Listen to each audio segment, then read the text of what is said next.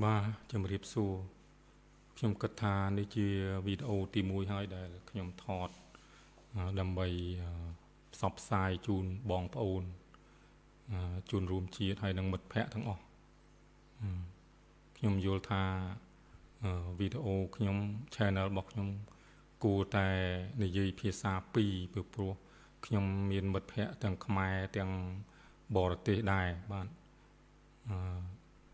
ដើម្បីកុំឲ្យវែងឆ្ងាយពេកខ្ញុំបើនិយាយអត់មានការព្រៀងទុកគឺអាចកាន់តែវែងទៅមកខ្ញុំបានព្រៀងនៅពាក្យនេះមួយដើម្បីជូនលោកអ្នកជូនបងប្អូនខ្ញុំចង់និយាយថាខ្ញុំជាជនជាតិខ្មែរម្នាក់ដែលបានឆ្លងកាត់នៅ4-5របបយុគសម័យមានជំនាញ3មុខនៅក្នុងជីវិតរបស់ខ្ញុំហើយបានឧស្សាហ៍ព្យាយាមរក្សាទុកនៅដូរតន្ត្រីខ្មែរទំនើបដែលមានរយៈកាលប្រហែល70ឆ្នាំមកនេះគឺជា channel 2ភាសាដែលខ្ញុំនឹងចែករំលែកនៅរឿងរ៉ាវអំពីដូរតន្ត្រីហើយនិងមេរៀននៃជីវិតដែលខ្ញុំបានទទួលបាទខ្ញុំសូមបកប្រែជាភាសាអង់គ្លេស I am a Cambodian who lived through 5 eras, mastered 3 professions, and spent many years preserving our 70 years of tradition of modern Khmer music.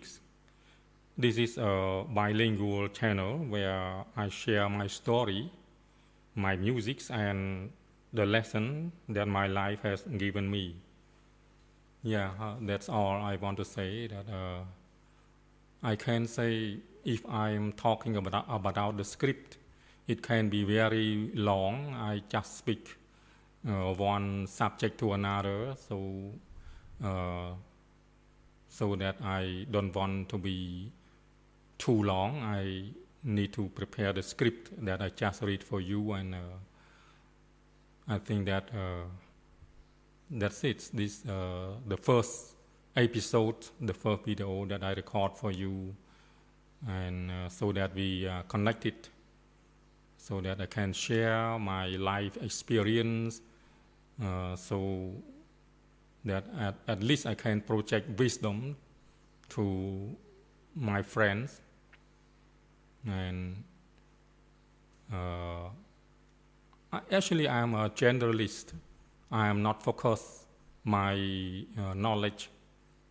my thirst for learning for any particular field. So it is difficult that I find the niche that I want to put in my channel. That's why I say I'm a generalist and just talk this a little bit and that a little bit according to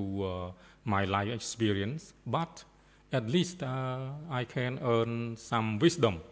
so that I can share with my friends who watch this channel. បាទដូចខ្ញុំនិយាយភាសាអង់គ្លេសអំបញ្ញមិញគឺខ្ញុំគឺជា generalist ដែលខ្មែរយើងអាចហៅថា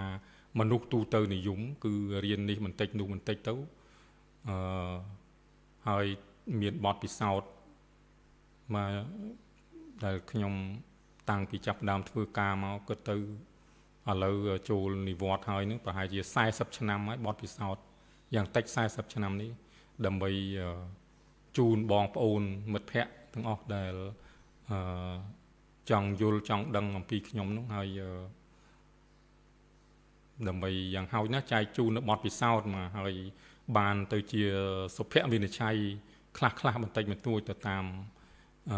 ការបទពិសោធន៍របស់ខ្ញុំបាទអរគុណមានតែប៉ុណ្្នឹងឯង